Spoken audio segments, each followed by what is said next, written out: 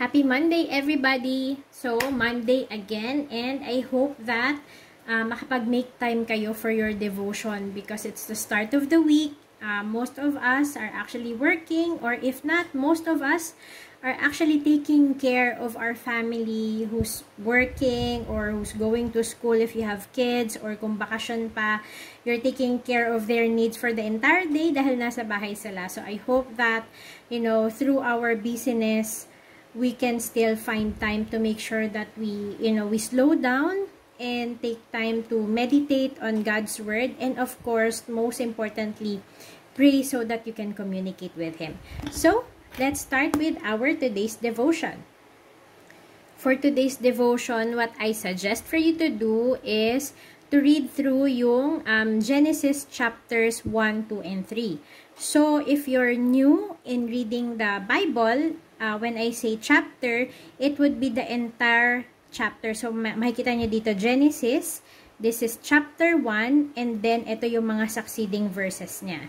So, chapters 1, which is actually talking about the creation of the world, and then go to chapter 2, this one, chapter 2, which meant the seventh day God rest. So, ayan lang yung subtitle niya, and then this is chapter 2. These are all of the verses under that chapter.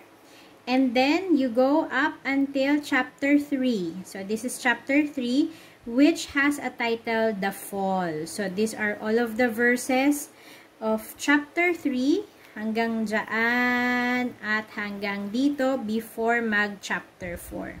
So that's what I wanted to suggest with you, reading through it. So maybe you can read through it 2 to 3 times para mas mag-sink in sa inyo. Okay, so once you're done with the whole chapters 1, 2, and 3 of the Bible in Genesis, this one is actually from the book of, this is the Women's Devotional Guide to the Bible by Jean E. Sisuwerda. So, you don't need to buy this, but I just like how she summarizes chapters 1, 2, and 3. And I'll just read it through with you para mas makita natin yung summary. But before we go through the summary, if hindi mo pa nababasa yung chapters 1, 2, and 3, i-pause mo muna tong video and then go read it before you go to the summary para mas ma-appreciate mo siya. Okay? Alright, so let's go through and read Monday, reading the word, Genesis chapters 1, 2, and 3. So the story. With miraculous and spectacular action, God created, separating light and darkness, land and sea, earth and sky. No one watched. No one applauded. Only God knew what He had done and what was to come. With simple words and a creative energy that could only come from Almighty God, planets, sun, moon, animals, plants, birds, and fish appeared. Then, on the 6th day, God's final creative plan unfolded as He formed a man, Adam, and then later a woman, Eve. Each day as God surveyed His work, He nodded His head in approval and said, "It is good." For 6 days, God worked, and then on the 7th day, He took a rest. Soft breezes blew over rich soil and lush meadow. Luxuriant trees and plants grew with abandon as the sun shone down by day and the moon by night. In their private garden, Adam and Eve lived a life of perfection and intimacy with God, a life filled with pleasure and satisfaction. Then, in the midst of that beauty and goodness, came an interloper, a liar who shattered peace and harmony by tempting Eve, and then Adam to disobey God, and all was lost. Or was it?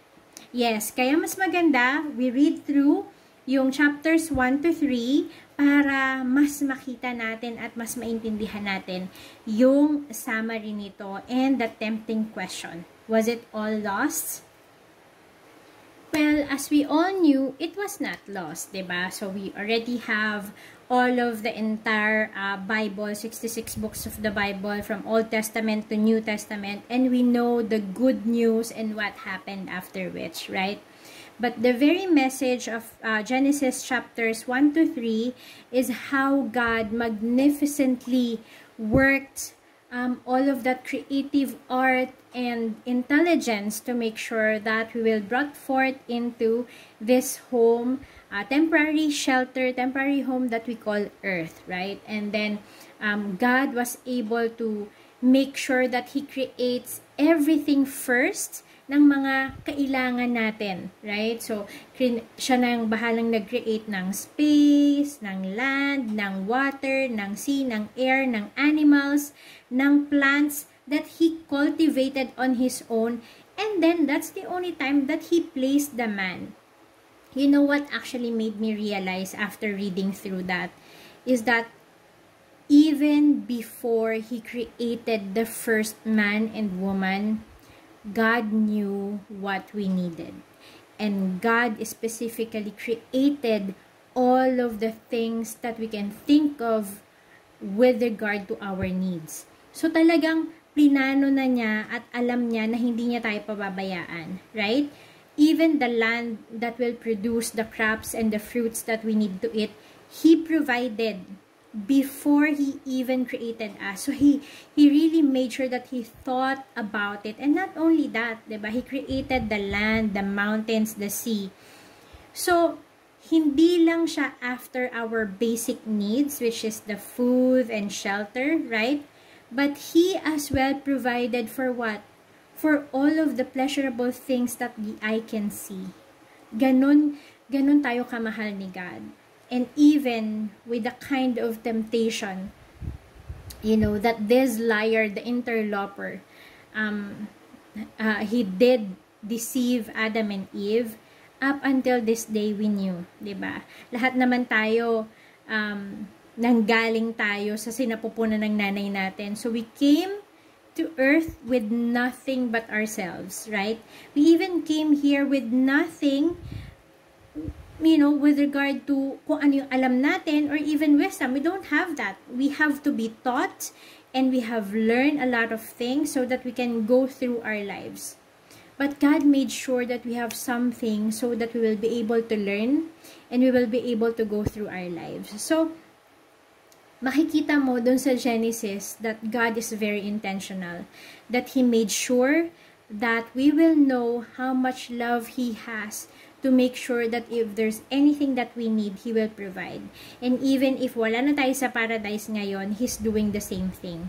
He provides everything, even the very salvation that we need so that we will be with Him in heaven. Even after the doomness that we will have dahil nga sa deception and na ginawa nitong liar na to and the disobedience na nagawa ni Adam and Eve, the Lord, you know, God provided a way through the Lord Jesus Christ. So I hope that, you know, you are blessed by reading through Genesis 1 to 3. And if you have questions, and if you have anything to ask, or, you know, if you have requests to further expound on this, just let me know, comment down below, and I'll make sure to get with it with you. So, have a blessed Monday and have a blessed week ahead. Bye!